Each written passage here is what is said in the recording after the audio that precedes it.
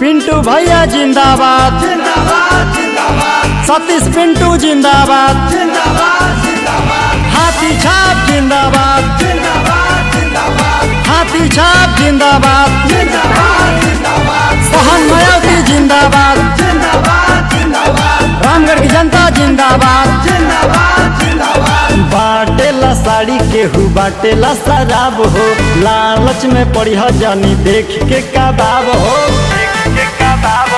हे दीदी बाटेला साड़ी केहू बाटेला शराब हो लालच में पड़ी हो जानी देख के कबाब हो हाथी निशान वाला बटन दबाई हो हाथी निशान वाला बटन दबाई हो पिंटू भैया के असो विजयी बनई हो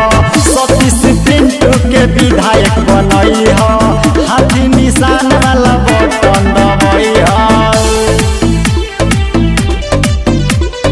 मोहन मायावती जिंदाबाद जिंदाबाद जिंदाबाद अमिका यादव जिंदाबाद जिंदाबाद जिंदाबाद रामगढ़ की जनता जिंदाबाद जिंदाबाद जिंदाबाद नेता नहीं बेटा हमें भैया हमारी हो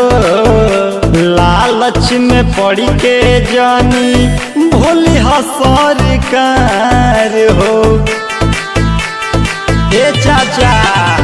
नोटावा भोटावा नदी हल जाला सही प्रत्याशी के चुनल जाला रामगढ़ क्षेत्रवा के तू चमकई हो रामगढ़ क्षेत्रवा के तू चमकई हो पिंटू भैया के असो विजयी बनई हो सतीश पिंटू के विधायक बनई हो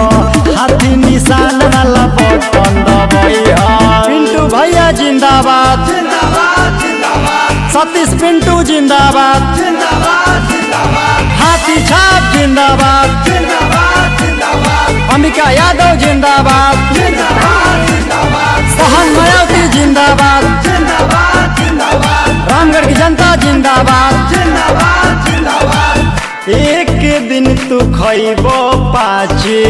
साल पछतैबो हो गलते पड़ते आसी के जे नेता बनैबो हो बहुत पछतैबो भैया हो राजा बलेश्वर के कहाना मानो विनय के बतिया के अपन जानो जिला में नीला झंडा फहरई हो जिला में नीला झंडा फहरई हो